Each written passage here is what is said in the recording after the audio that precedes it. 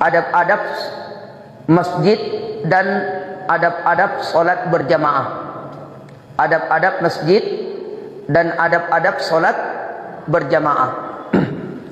Dari tema ini Bapak dan Ibu yang dimuliakan Allah Subhanahu wa taala, ada yang ingin kita sampaikan. Yang pertama, mahwal adab. Apa itu adab? Kemudian yang kedua, wa ma huwa al masjid. Apa itu masjid? Yang ketiga, wa ma huwa shalah. Apa itu salat? Dan yang keempat, wa ma huwal jamaah. Apa itu jamaah? Kita jawab satu persatu. Al-adab, adab ialah perkataan atau perbuatan yang dipuji oleh kebiasaan syariat Islam. Saya ulangi. Adab adalah perkataan atau perbuatan yang dipuji oleh syariat Islam, yang dipuji oleh kebiasaan syariat Islam. Itu disebut adab. Jadi apapun yang terucap dari lisan kita dan apapun yang diperbuat oleh anggota badan kita yang terpuji di dalam syariat Islam, itulah adab. Makanya ado adab mengecek, ado adab masuk masaji, ado adab ke toilet, ado adab lalu, ado adab banyak. Tapi kita khusus malam ini membahas tentang masalah al-adabul masajid wa salatil jamaah. Adab-adab yang berkaitan tentang masalah masjid dan salat berjamaah. Kemudian yang kedua, pertanyaan yang kedua tadi, wa ma huwal masjid? Apa itu masjid? Kita jawab, masjid adalah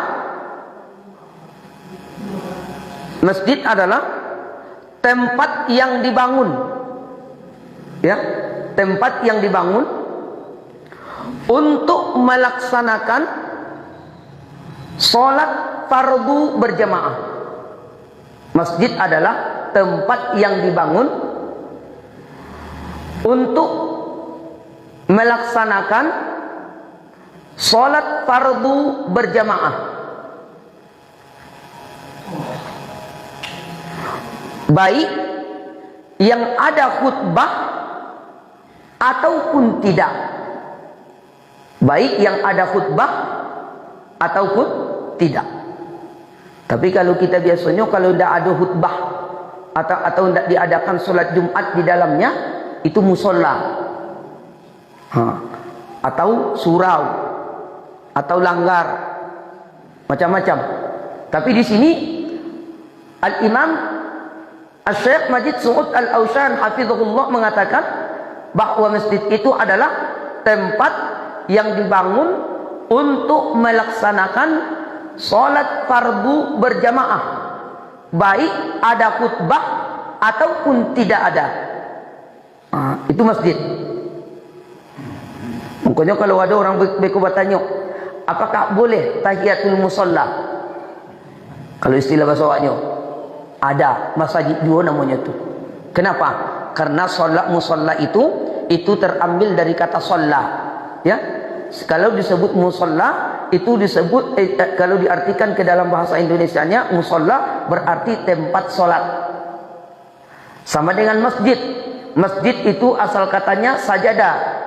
Kalau disebut masjid berarti tempat sujud, samuse. Tempat sholat, tempat sujud sama. Tapi kadang-kadang jawab, kalau musola nyo ndak mengarajuan sholat tahiyatul masjid, tetap berlaku tahiyatul masjid. Ya. Kemudian yang ketiga, apa itu sholat? Kita jawab, sholat adalah perbuatan, ya. Sholat adalah perbuatan dan perkataan perbuatan dan perkataan yang ditentukan. Jadi sudah ditentukan bagaimana gerak-geraknya, dan sudah ditentukan apa saja bacaan-bacaannya. Jadi sholat itu adalah perbuatan dan perkataan yang ditentukan, dimulai dengan takbiratul ihram, diakhiri dengan salam. Itulah sholat.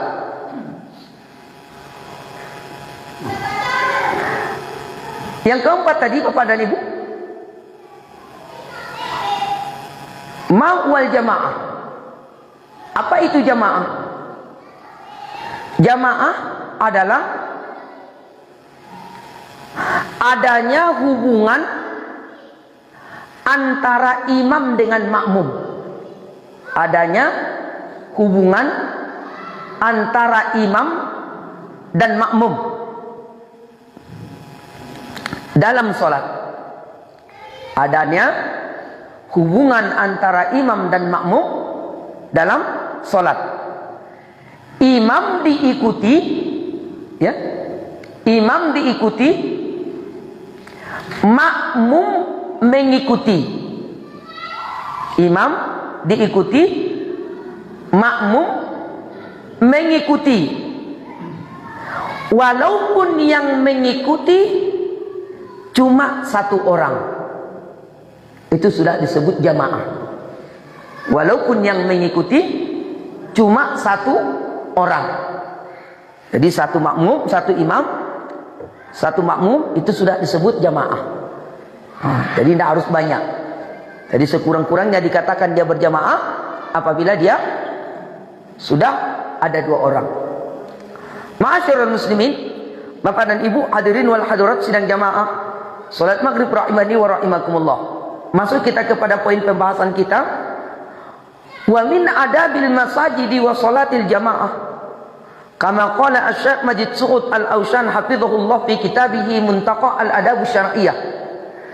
Di antara adab-adab masjid dan salat berjamaah, sebagaimana yang dikatakan oleh Asy-Syaikh Majid Su'ud Al-Awshan, semoga Allah menjaga beliau, di dalam kitabnya Muntaqa al-Adab Syar'iyyah, bahwa adab yang pertama adalah memakai pakaian yang indah. Yang pertama, memakai pakaian yang indah.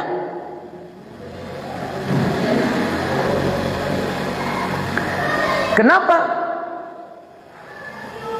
Bahwa termasuk adab masjid itu memakai pakaian yang indah.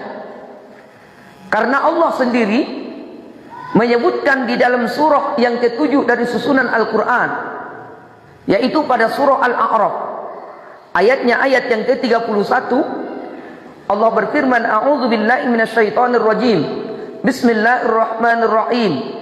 Ya bani Adam, khudhu zinatakum inda kulli masjid wa kulu washrabu wa la tusrifu innahu la yuhibbul musrifin. Allah menggunakan kalimat ya. Setiap ada kalimat ya, itu disebut dalam bahasa Arab harfun nida. Harfun nida kalau diartikan ke bahasa Indonesia, itu adalah seruan atau panggilan. Ya Ahmad Dahlan, ya Fulana, ya Fulan. Itu panggilan. Dalam bahasa Arab namanya harfun nida.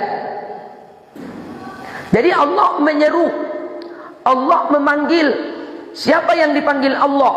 Bani Adam, anak keturunan Adam. Kita ini semuanya keturunan dari Adam. Ya Bani Adam, wahai anak cucu Adam, khudhu zinatakum inda kulli masjid. Pakailah pakaianmu yang indah di saat kamu masuk ke dalam masjid. Itu kata Allah, bukan kata Ahmad Dahlan. Yang mengatakan adalah Allah. Makanya Bapak dan Ibu, makruh hukumnya seorang memakai pakaian kaos oblong ketika ke dalam masjid.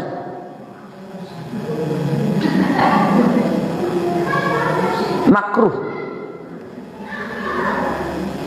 Kalau ditanya laisah Ustaz, sah kalau sekedar sah. Tapi hukumnya apa? Makruh. Berarti dia tidak beradab ke Allah.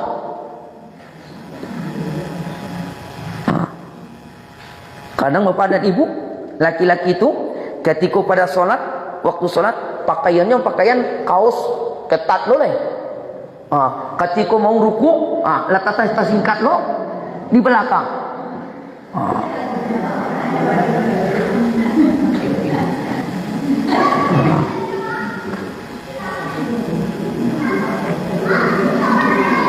Kemudian makruh juga memakai pakaian-pakaian yang pakai gambar-gambar.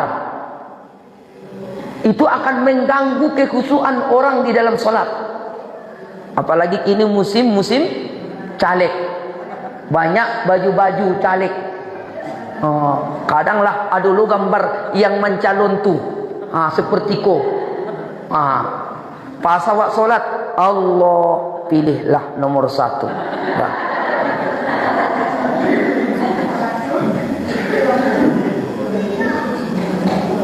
Kurang beradab sama Allah.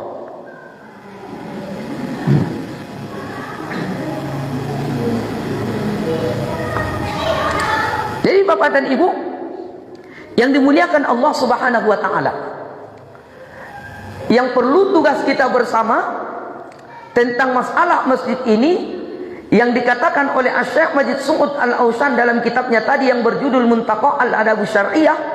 Yang pertama, gunakan pakaian yang indah.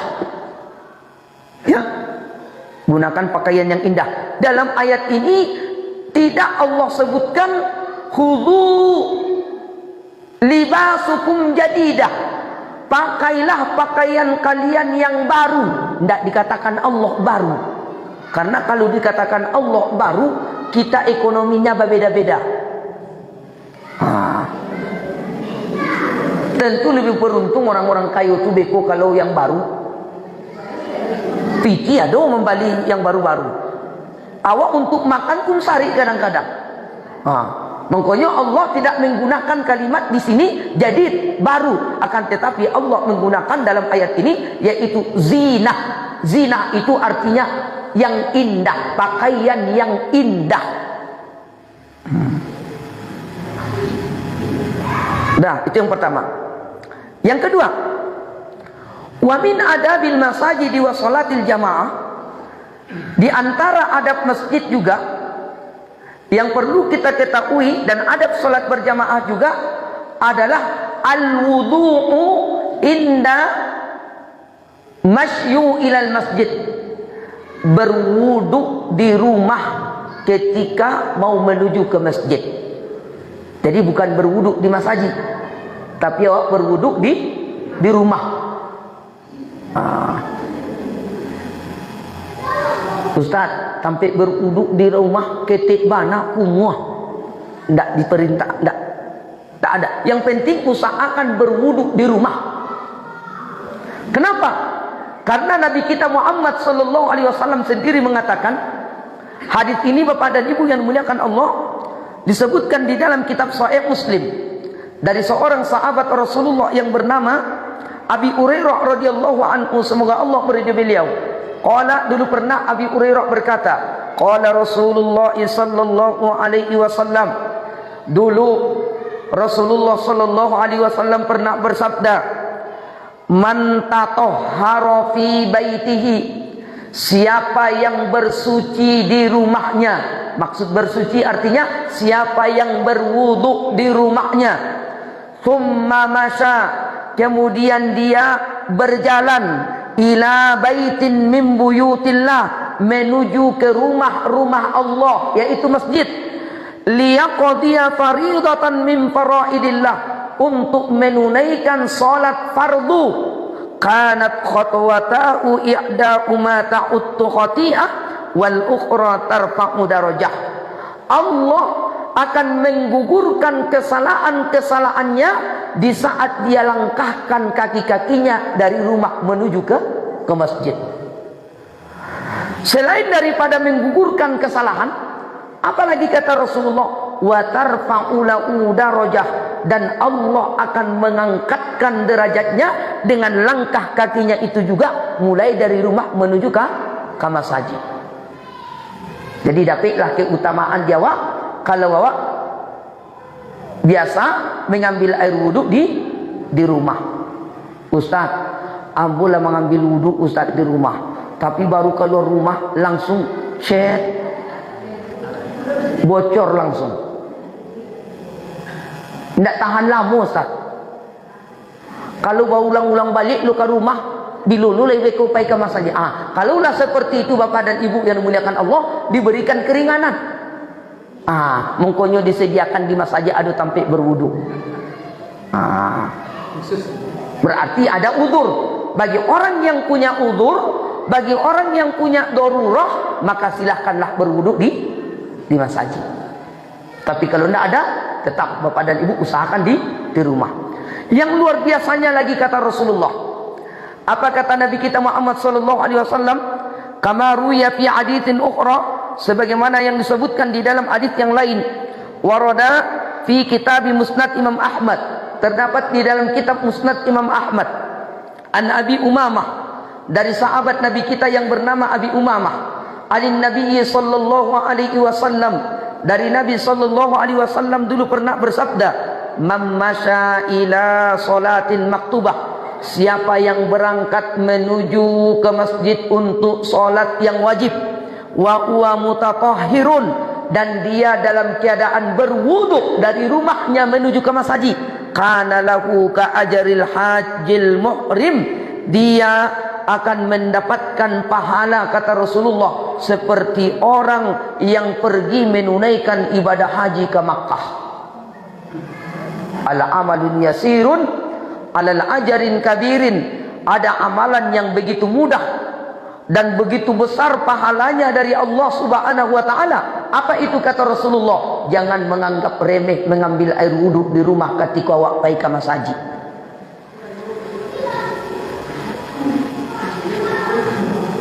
Makanya Bapak dan Ibu yang dimuliakan Allah, ini adalah kabar gembira yang diberikan oleh Nabi kita Muhammad sallallahu alaihi wasallam.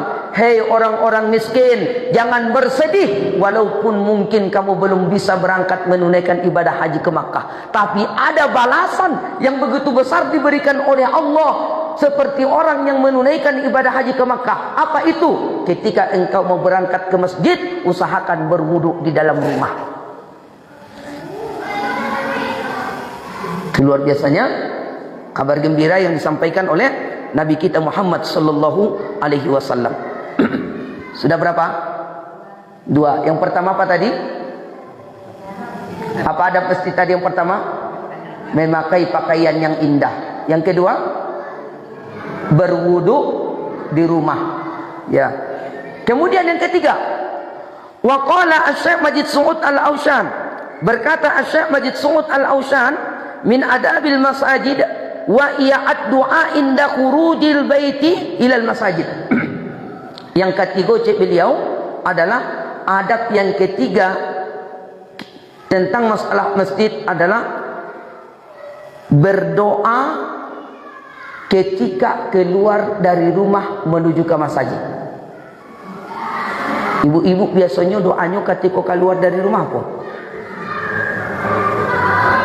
Apa? Bu, apa?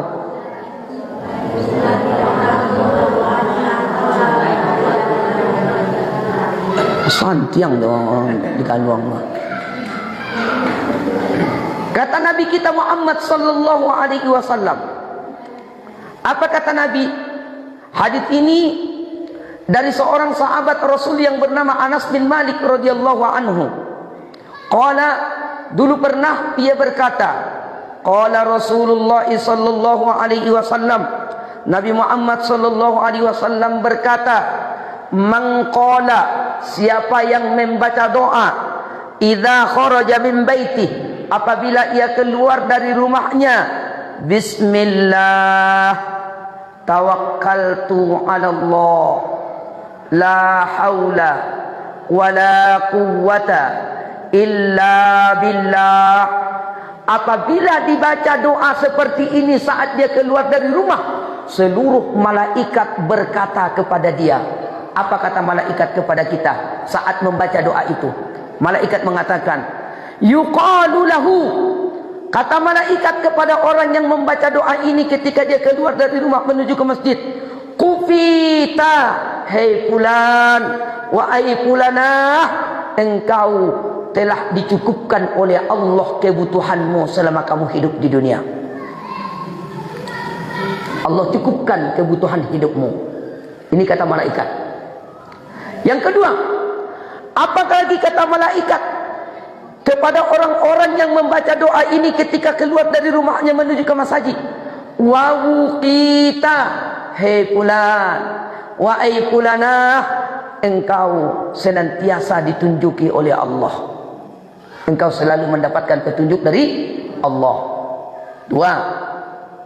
Yang ketiga, apalagi kata malaikat kepada orang-orang yang membaca bismillah tawakkaltu 'ala Allah la haula wala quwwata illa billah.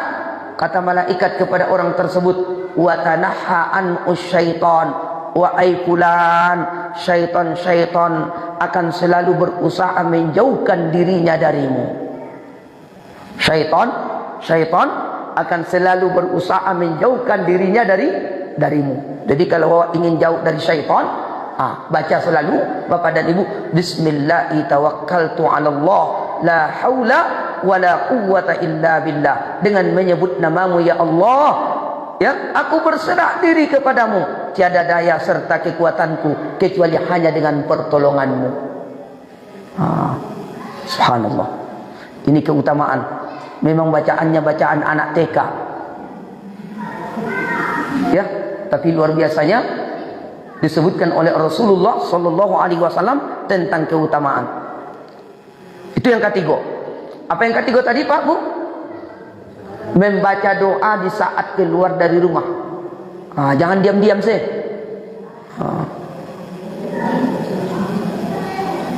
Bismillah tawakkaltu 'ala Allah la haula wala quwwata illa billah. Lah, keluar. Kemudian katikolah sampai ke masjid. Kata Nabi kita Muhammad sallallahu alaihi wasallam, apa kata Rasulullah? Kama qala Abi Usaid, sebagaimana yang dikatakan oleh sahabat yang bernama Abi Usaid. Qala, dulu pernah ia berkata, qala Rasulullah sallallahu alaihi wasallam, telah bersabda Rasulullah sallallahu alaihi wasallam, idza dakhala ahadukumul masajid, apabila salah seorang di antara kalian hendak masuk ke dalam masjid, falyaqul, hendaklah kalian juga membaca doa, rabbighfirli waftahli abwaaba rahmatik, atau Allahumma ftahli abwaaba rahmatik. Boleh. Saat kita baca doa ini, kata Rasul, malaikat semuanya juga berdoa kepada Allah. Apa doa malaikat kepada kita di saat membaca doa ini mau masuk ke masjid? Malaikat mengatakan, Allahumma ghfir li abadika fulan, ya Allah, tolong ampuni dosa hambamu si fulan yang masuk ke masjid itu. Tolong ya Allah ampuni dosa-dosa hambamu si fulan yang masuk ke masjid itu. Allahumma arhamhu, ketika awak mengecek, Allahumma ftahli abwaaba rahmatik, ya Allah, bukakanlah pintu-pintu rahmatmu bagiku. Malaikat berdoa kepada Allah, Allahumma arhamhu, ya Allah, curahkan rahmatmu kepada si fulan yang masuk ke masjid itu. Laisa nang mandang aku, Pak. Ibu-ibu laisa nang. Allah. Subhanallah. Jadi jangan asal masuk ke masjid, tidak ada bacaan. Amalkan tuh. Rabbighfirli waftahli abwaaba rahmatik, atau boleh dibaca Allahumma ftahli abwaba rahmati.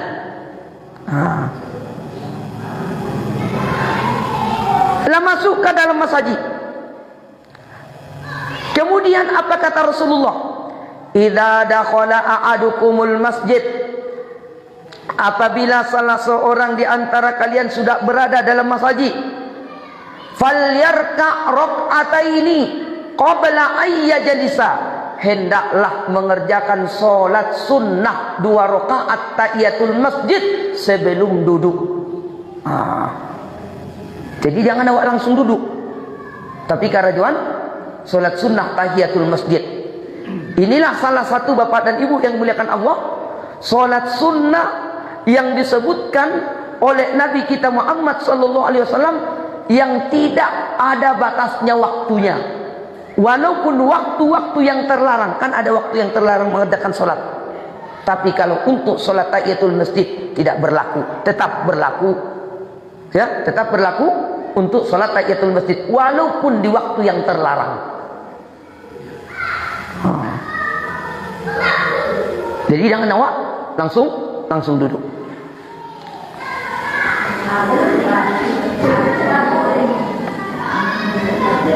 Kita langsungkan. Nah, jadi apa yang keempat tadi? Apa yang keempat? Kita ulang balik. Yang pertama apa tadi? Memakai pakaian yang indah. Yang kedua, berwuduk di rumah. Yang ketiga, membaca doa ketika keluar dari rumah menuju ke masjid. Yang keempat, membaca doa ketika masuk ke dalam masjid.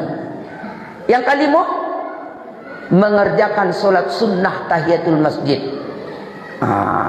Kerjakan solat sunnah tahiyatul masjid. Itu yang kelima.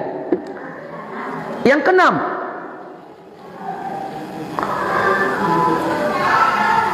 menghadap kiblat dan mendekatkan ke sutrah. Ya, menghadap kiblat dan mendekatkan ke sutrah di saat sholat.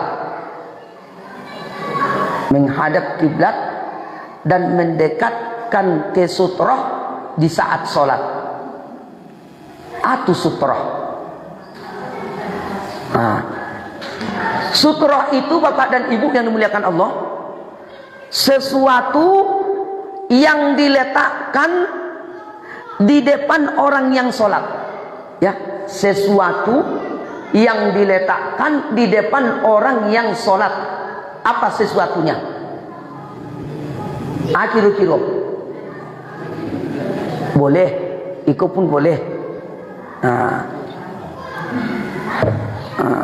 Atau boleh juga dengan dinding, mendekat ke dinding kuah.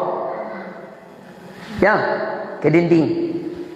Atau boleh ke tiang, kuah tiang kuah, mendekat ke tiang. Atau boleh membuat namanya kayu, tancapkan, bisa. Atau boleh seperti itu. Itu yang di depan imam tuh. Makanya para ulama berbeda pendapat, apakah sajadah ini sudah bisa dikatakan sutrah? Ini sebagian ulama mengatakan iya, tapi jumhur mayoritas ulama mengatakan ini belum bisa dikatakan sutrah. Ya, sajadah ini belum bisa dikatakan sutrah.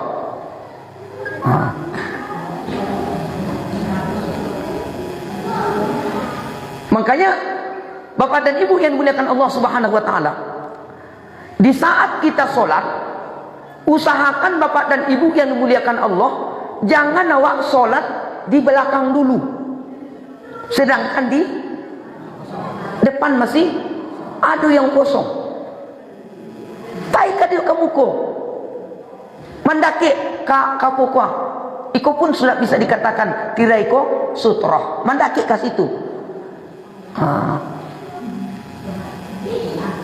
Kok kadang-kadang pak ini ke situ ke belakang, siku kosongnya.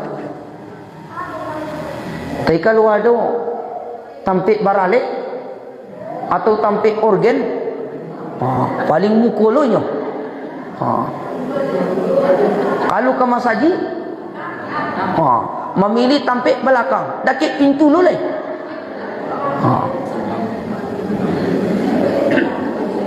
Kau bahaya.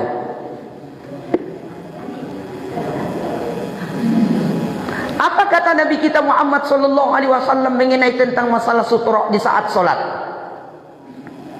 Nabi kita Muhammad sallallahu alaihi wasallam mengatakan, kama qala an Abdurrahman bin Abi Sa'id, sebagaimana dikatakan oleh Abdurrahman anak Abi Sa'id, an abi'i dari ayahnya. Qala, dulu pernah ayah si Abdurrahman Abi Sa'id ini berkata, qala Rasulullah sallallahu alaihi wasallam, Nabi Muhammad sallallahu alaihi wasallam dulu pernah berkata, idza dakhala ahadukum, apabila salah seorang di antara kalian, minta maaf, idza shalla ahadukum, apabila salah seorang di antara kalian hendak salat, falyusalli ila sutrah, maka salatlah menghadap ke sutrah. Salatlah menghadap ke sutrah. Wal yadanu minha, dan mendekatlah ke sutrah itu. Wala yada ahadun ayyamurra baina yadih, jangan salah seorang di antara kalian membiarkan ada orang lewat di depan kalian. Makanya itulah gunanya ada sutroh tadi. Kalau kita sudah buat sutroh, di sininya pun orang sudah boleh lewat. Tapi di saat kita bapak dan ibu tidak membuat sutroh, ya, di situ pun orang tidak boleh lewat.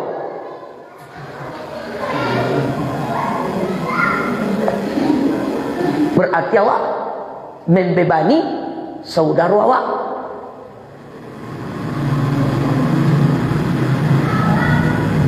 Apa bahayanya bapak dan ibu yang dimuliakan Allah Subhanahu wa taala? Di saat orang lewat di depan orang yang sholat, padahal sudah dibuat sutrah, dikatakan oleh Rasulullah sallallahu alaihi wasallam, fa in jaa ahadun yamurru, apabila ada seseorang mau lewat di depan orang yang sholat padahal dia sudah membuat sutrah, falyuqatilhu, maka bolehlah dia diperangi. Boleh dia diperangi. Kalau istilah Jawa diperangi kok maksudnya, jangan biarkan orang lewat di depan awak. Kadang-kadang bapak dan ibu, misalkan iko orang berjamaah, di siko di belakang ko ada orang masbuk terlambat.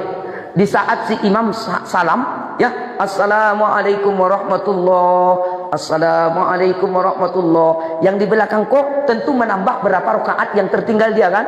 Dia masih dalam keadaan sholat. Di mukonya kok lewat dulu habis salam. Ya Allah, jangan biarkan, kata Rasulullah, lewat di depan orang yang sholat. Halangi dia. Kenapa kata Rasulullah? Fa in jaa ahadun falyuqatilhu fa innahu syaitan. Orang yang berani lewat di depan orang yang sholat itu adalah syaitan. Setan tuh.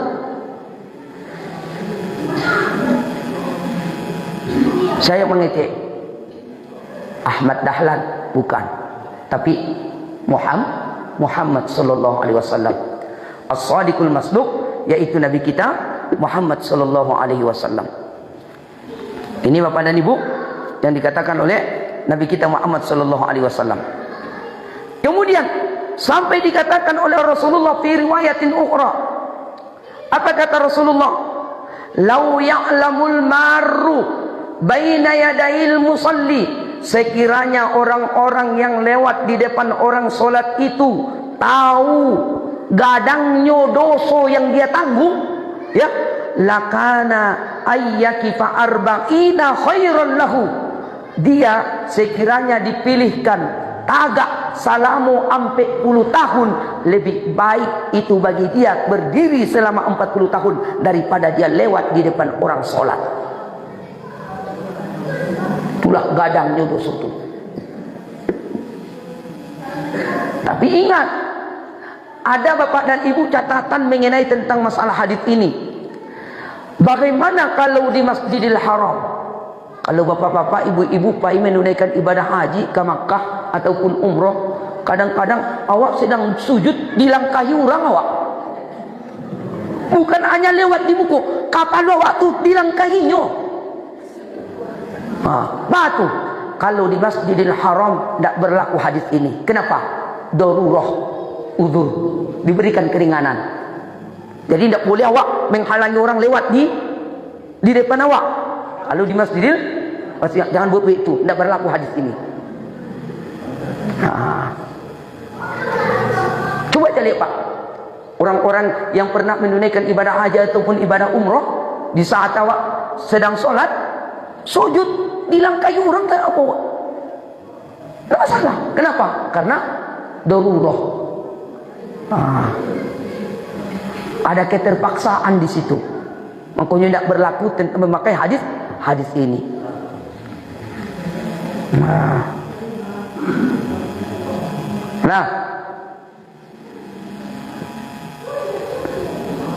Ada yang mau bertanya. Ambu Tarikh mau mengecek.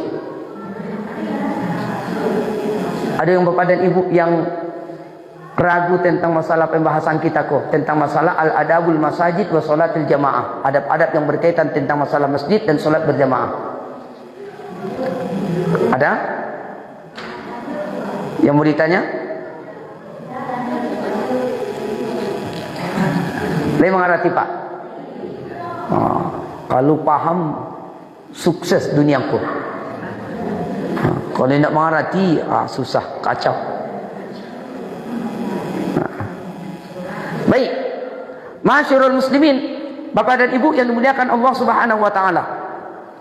Kemudian wa min adabil masajid wa salatil jamaah aidan, di antara adab-adab masjid juga, kama qala Asy-Syaikh Majid Su'ud Al-Aushan, sebagaimana yang dikatakan oleh Asy-Syaikh Majid Su'ud Al-Aushan, adalah menjawab panggilan azan ketika awak bapak dan ibu sudah di dalam masjid maupun awak di rumah. Kadang jawab suara azan, jangan banyak mau talai, jangan menonton lay, jangan sibuk megang HP lay, jangan sedang menelpon, jangan.